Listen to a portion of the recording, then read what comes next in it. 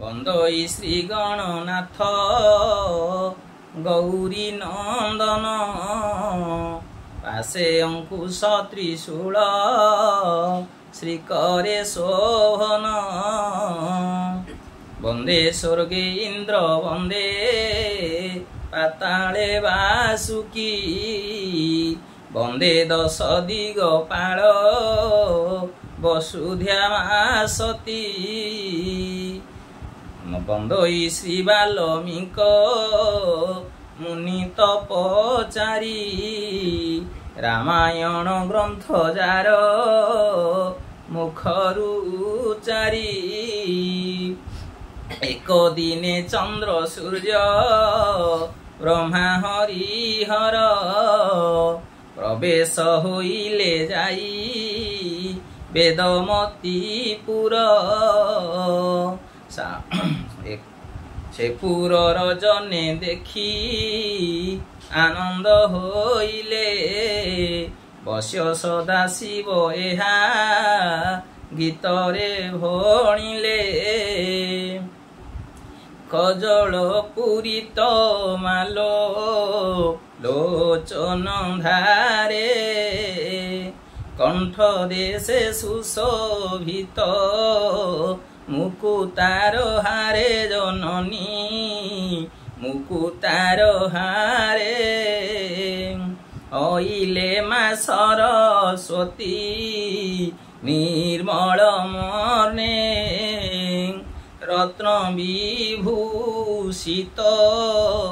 কুণ্ডলর কর্ণে জননী কুণ্ডলর কর্ণে বীণার পুস্তক মালো রঞ্জিত হস্তে ভগবতী ভারতী দেবী নমস্তে জননী দেবী নমস্তে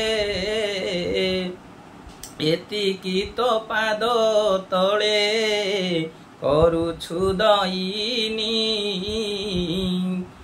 ଏହି ପୁସ୍ତକଟି ମାଲୋ କରିଦିଅ ହରଣୀ ମାଲ କରଲୋ ଜନନୀ ଆମ୍ଭେ ମାନେ ପୁଅ ଝିଅ ଅଟୁଲ ତୋହର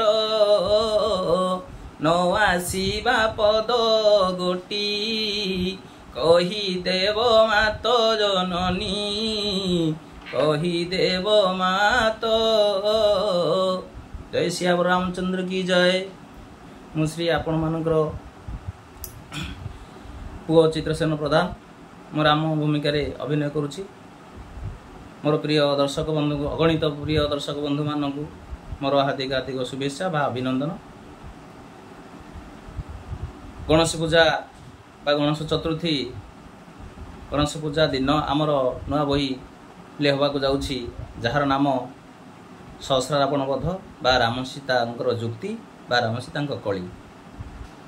ଏହି ବହିଟିକୁ ଆପଣମାନେ ଦେଖିବା ପାଇଁ ଅଗଣିତ ଦର୍ଶକ ବନ୍ଧୁଙ୍କୁ ମୋର ଅନୁରୋଧ, ଆସନ୍ତୁ ସାହାଣିକେରା ଗ୍ରାମକୁ ଏହି ସୁନ୍ଦର ବହିଟାକୁ ଉପଲବ୍ଧ କରନ୍ତୁ। ଜୟ ଜଗନ୍ନାଥ, ଜୟ ଶ୍ରୀରାମ, ଜୟ ଶ୍ରୀରାମ। ମୁଁ ଆପଣମାନଙ୍କର ପୁଅ ଚିତ୍ରସେନ ପ୍ରଧାନ, ନାମ ଚିତ୍ତନ। ଜୟ ଶ୍ରୀରାମ, ଜୟ ଶ୍ରୀରାମ, ଜୟ ଜଗନ୍ନାଥ।